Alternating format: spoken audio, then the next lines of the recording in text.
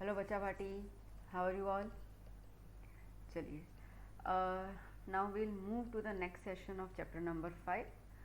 We have already started the chapter in that we saw कि cell, about the cell, what is the cell, who discovered cell, about the cell theory and many more contribution of the scientist जो cell discovery में उनका use था.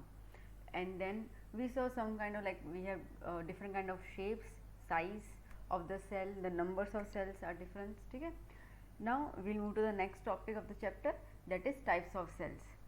See dear, we have two types of cells.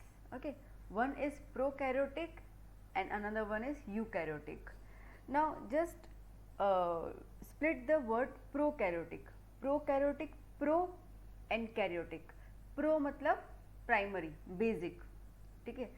For example if I would say that जब अर्थ आई थी और उस दौरान few organisms आए होंगे, और अगर 5000 साल पहले भी वो ऑर्गेनिज्म वैसे ही थे with no change or very little change in their body, and right now also they are the same, so they considered as the prokaryotic cell. That means the cell which they cover, which they have occupied, they are known as the prokaryotic organisms, and the cell is prokaryotic cell. The size of the prokaryotic cell is so small that it is unable to see with the naked eyes. ठीक है, खुली आंखों से हम उनको नहीं देख सकते हैं. तो उनकी साइज़ बहुत कम होती है, और उनकी साइज़ जो होती है 1 to 10 mm जितनी रहती है. They don't have nucleus. Nucleus is absent. मैंने आप लोगों को एक पिक्चर दिया हुआ है राइट हैंड साइड पे. You can see the picture. Okay, one is the bluish color organism and another one is the orange color organism. In the bluish color organism, that is a prokaryotic, you can see that organism. Okay, there is no kind of nucleus we are seeing. Nucleus spherical shape में होता है, हम लोगों को वो दिख नहीं रहा है. तो prokaryotic cells में nucleus absent होता है. Now बेटा just listen, न्यूक्लियस एब्सेंट होता है, इसके लिए वो बहुत बेसिक माना जाता है, because nucleus is the control power of the cell. We had already seen in 8th class. Okay, control power of the cell. तो जब न्यूक्लियस ही नहीं होगा तो इवोल्यूशन नहीं आएगा. ठीक है, एडवांस नहीं बनेंगे ऑर्गेनिजम्स. तो that's why they are the primary cells. They always contain single chromosome and that's why they remains the same. That means उनके जब बच्चे भी होते हैं तो वो अपने पेरेंट्स के डुप्लीकेट ही होते हैं, कोई चेंज नहीं होता है. ठीक है. नेक्स्ट इज सिंगल क्रोमोसोम, एक ही क्रोमोसोम रहेगा. उसके बाद का statement, membrane bound cell organelles are absent. Membrane bound, bound मतलब अवेलेबल. ठीक है. सेल, उसके ऊपर एक मेम्ब्रेन है. जिस सेल ऑर्गेनेल्स के ऊपर मेम्ब्रेन होता है वो एब्सेंट होते हैं. हम लोगों ने जब 8th क्लास में थे तो हम लोगों ने देखा था अबाउट एंडोप्लाज्म रेटिकुलम. ठीक है, माइटोकॉन्ड्रिया, माइटोकॉन्ड्रिया था, गोल्गी बॉडी था. हमने नाम तो एटलीस्ट रीड किए ही थे उस दौरान. तो ये जो भी सेल ऑर्गेनेल्स होते हैं वो प्रोकैरियोटिक में एब्सेंट होते हैं, क्योंकि न्यूक्लियस ही नहीं होता. ठीक है. मेन जो है वो न्यूक्लियस होता है जो उनको कंट्रोल करता है. जैसे हमारा ब्रेन हमारी बॉडी कंट्रोल करता है, तो सेल में न्यूक्लियस होता है जो उसको कंट्रोल करता है. जब न्यूक्लियस ही नहीं रहेगा, पॉसिबिलिटी नहीं है उन सेल ऑर्गेनेल्स का वो फंक्शन परफॉर्म करना. तो इसके लिए वो में एब्सेंट होता है. Cell division takes place by fission. Fission मतलब तोड़ना, ब्रेक होना. ठीक है. एक पेंसिल ली, उसको यूँ तोड़ दिया, that is the fission process. तो सेल डिवीजन, इसमें जो सेल डिवाइड होता है, एक सेल टूटता है, फिर 2 में बन जाता है, फिर वो दोनों टूटेंगे, फिर 4 में बन जाएंगे. इस तरह के सेल्स जो है वो डिवाइड होते रहते हैं. The examples, bacteria. ठीक है, ब्लू ग्रीन अलगे बैक्टीरिया और आर्की बैक्टीरिया, ये कुछ बैक्टीरियाज होते हैं वो प्रोकैरियोटिक माने जाते हैं. Now come with the next portion, that is eukaryotic cell. Eukaryotic cell, see again we will split the word eukaryotic. Eu हट साइड में हो गया, कैरियोटिक अलग हो गया. यू मतलब डेवलप्ड, कैरियोटिक न्यूक्लियस. ठीक है. तो अब यूकैरियोटिक के अंदर क्या होता है, वेल डेवलप्ड न्यूक्लियस होता है. न्यूक्लियस प्रेजेंट हो गया. ओके. इनका साइज जो होता है वो 5 to 100 mm जितना होता है. दैट मीन्स कि कुछ सेल्स ऐसे होते हैं जो नहीं देख पाते, बट कुछ सेल्स ऐसे होते हैं जिनको हम लोग नेकेड आई से देख सकते हैं. Depend upon the organism. Nucleus present. Okay. Eukaryotic cell always contain more than 1 chromosome. Okay, that's why जब उनके बच्चे होते हैं, मतलब कि जब वो रिप्रोडक्शन सिस्टम प्रोसीजर करते हैं, तब उनके बच्चे और उन वो जो पेरेंट्स होते हैं उन दोनों में डिफरेंसेस रहता है। सिंपल, आप हैं और आपके पेरेंट्स को देखिए, आपके अंदर आपके पेरेंट्स की बहुत सारी चीज़ें मैच करती होंगी, maybe eyes, lips, ears, hair, colour tone, but सब कुछ मैच नहीं करता। ठीक है, हर एक चीज़ मैच नहीं करती है, कुछ कुछ चीज़ें मैच करती है और कुछ कुछ चीज़ें हमारे एनवायरनमेंट से भी हमारी बॉडी के अंदर अफेक्ट करती हैं। बट प्रोकैरियोटिक में ऐसा नहीं था, वो रेप्लिका था अपने पेरेंट का। ठीक है, तो इस तरीके से यूकैरियोटिक जो होते हैं उनके अंदर एक से ज़्यादा क्रोमोसोम होते हैं, जिसकी वजह से वो जो होते हैं वो एडवांस्ड होते होते जाते हैं हर बार। ठीक है, हर बार एक उनके अंदर चेंजेस आते जाते हैं। Next, membrane bound cell organelles are present. Eukaryotic है, न्यूक्लियस है, न्यूक्लियस इज द सीईओ, ठीक, is the control power of the cell.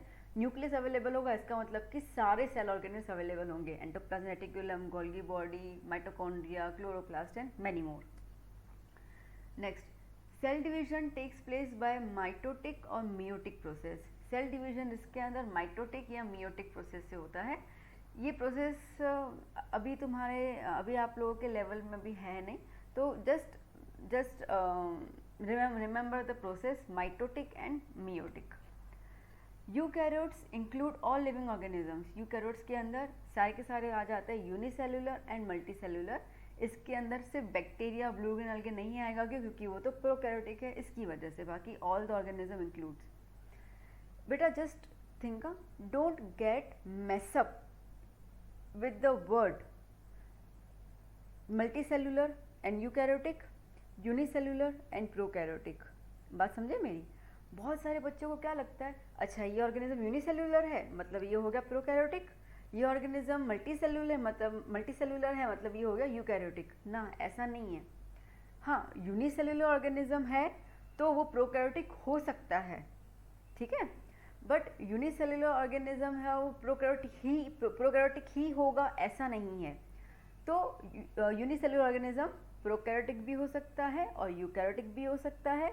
बस आपको इतना ध्यान देना है कि उसके अंदर न्यूक्लियस है तो यूकैरियोटिक, न्यूक्लियस नहीं है तो प्रोकैरियोटिक। और अगर मल्टीसेलुलर है तो वो सिर्फ और सिर्फ eukaryotic. That's it. Okay, next. Now structure of the cell. Cell का स्ट्रक्चर कैसे होता है? देखिए, सेल ऑलवेज, कोई भी सेल आप ले लीजिए, okay, hair, nails, skin, any other animals, okay, onion, कुछ भी, whatever the cell you will pick up na, you will find these three basic components. Okay, you will find the three basic components. Which are the components? First, either cell wall or cell membrane, okay, depends.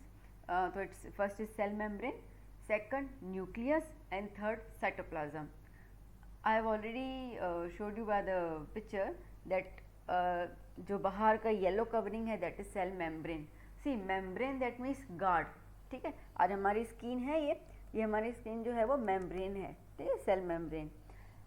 और उसके अंदर हो गया that reddish colour का जो है that is nucleus, and rest of the bluish part is the liquid type of structure, that's why it is in bluish colour, तो उसको हमने नाम दे दिया साइटोप्लाज्म।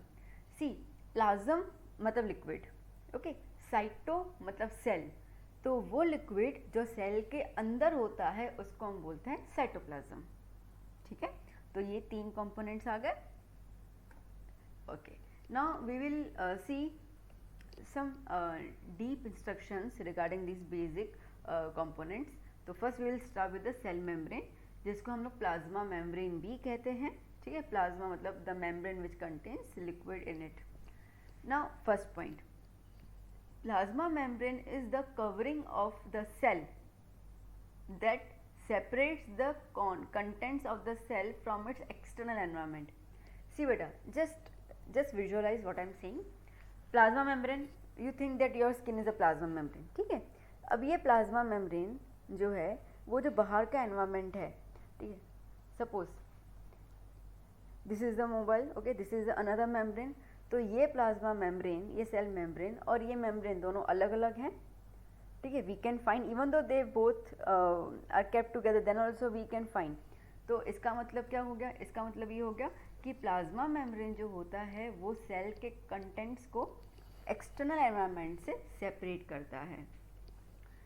उसके अलावा it is a living part of the cell. Plasma membrane है तो cell जिंदा रहेगा, अगर प्लाज्मा मेम्ब्रेन ड्राई हो जाता है तो सेल ड्राई हो जाएगा, सूख जाएगा, इसके लिए वो डेड हो जाएगा। तो plasma membrane is the living part. It is present in all the organisms, whether it is plant, animal और माइक्रोऑर्गेनिज्म, सबके अंदर रहता है ये।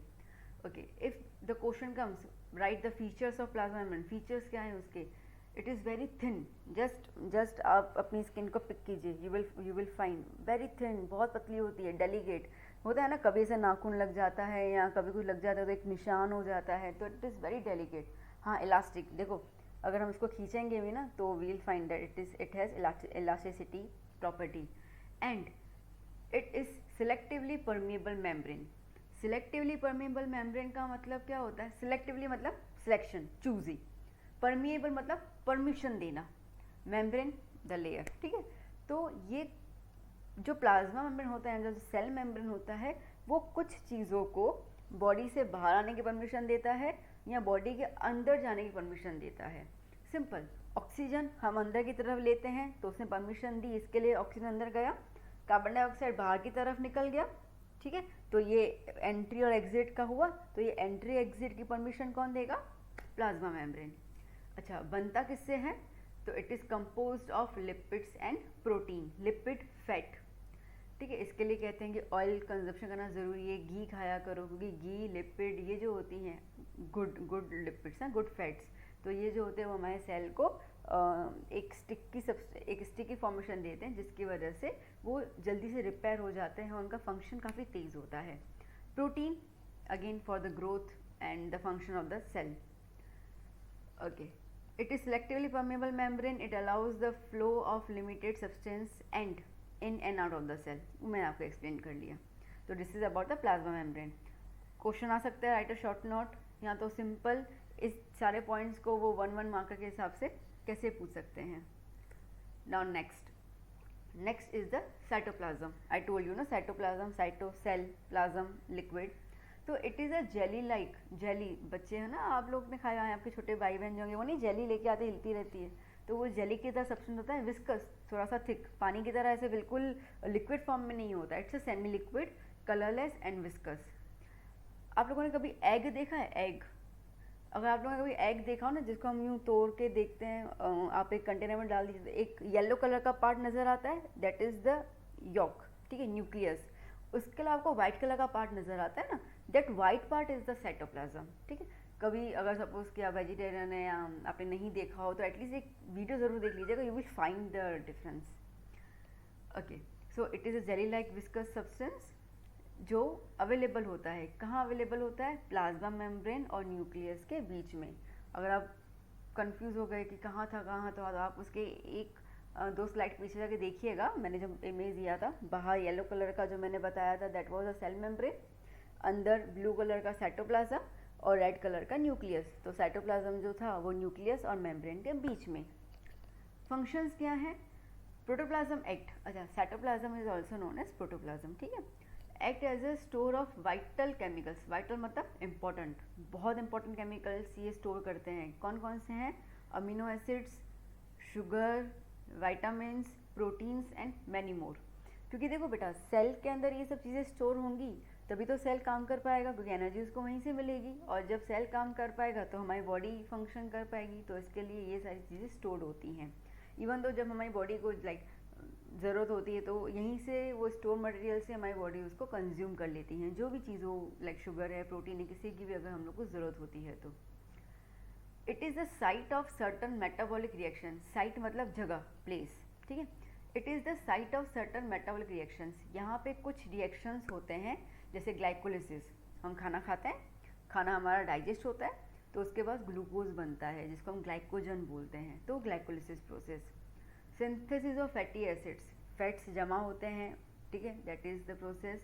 न्यूक्लियोटाइड्स, न्यूक्लियोटाइड्स हम जब प्रोटीन, जैसे पनीर है, दाल है, जब हम वो कंज्यूम करते हैं तो उनके अंदर प्रोटीन्स होते हैं, वो प्रोटीन्स की एक चेन बनती है।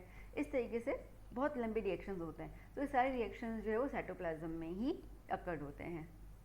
आई होप आपको समझ में आया। साइटोप्लाज्म का मेन आपसे पूछ सकते हैं about the function and the feature कि कैसा दिखता है। शॉर्ट नोट नहीं आता ज़्यादातर इसका। Next, cell wall. Okay, cell wall is present only in plants. ठीक है, सेल वॉल सिर्फ और सिर्फ प्लांट्स में अवेलेबल होता है, एनिमल्स में अवेलेबल नहीं होता है। सेल वॉल आप देखिए, आप किसी प्लांट को आप हाथ लगाएंगे तो plant always seems so rigid, ठीक है, सख्त होता है। और हमारी स्किन को आप यूँ देखिए तो बहुत नरम है, क्योंकि हमारी स्किन के पास क्या है, सेल मेम्ब्रेन है, और प्लांट के पास क्या है, सेल वॉल। अच्छा, तो मैम फिर प्लांट के पास सेल मेम्ब्रेन नहीं होता? होता है, बट वो उसकी सेकंड लेयर होती है। बाहर की लेयर सेल वॉल, ठीक है, अंदर की जो होती है वो cell membrane.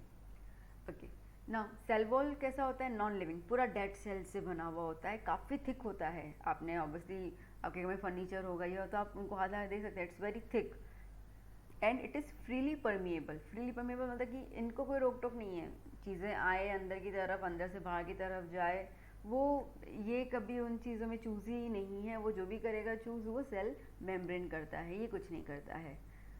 Covering made up of cellulose, ठीक है, किससे बनता है वो, cellulose. Cellulose is a thick substance जिसकी वजह से वो सारे सेल्स को आपस में जोड़ देता है। सपोज जैसे हम ब्रिक है ना, हम दीवार बनाते हैं, मैंने एक पिक्चर दिया हुआ इमेज आप देख सकते हैं, दीवार बनी हुई है तो उनके बीच में सीमेंट लगाते हैं ना उन पत्थर को ज्वाइन करने के लिए, तो यहाँ पे वो सीमेंट जो है वो सेलुलोज है, ठीक है, तो सेलुलोज से वो पूरा पैक हो जाता है। It is present in eukaryotic plant cells, सिर्फ प्लांट में अवेलेबल होता है वो तो क्लियर है। प्लांट में कौन से प्लांट, यूकैरियोटिक, ऑब्वियसली सारे प्लांट्स यूकैरियोटिक, ऐसा कोई प्लांट है इसको हम देख नहीं सकते, तो यूकैरियोटिक हुए। And prokaryotic cells, prokaryotic cell इसका मतलब अलगे, ठीक है, अलगे जो आपने देखा होगा जब बहुत जैसे पानी के ऊपर यूँ स्प्रेड हो जाता है, पूरा जम जाता है, तो दैट इज़ द प्रोकैरियोटिक, तो वो ग्रीन कलर का होता है, ठीक है, तो उसके ऊपर भी सेल वॉल होता है।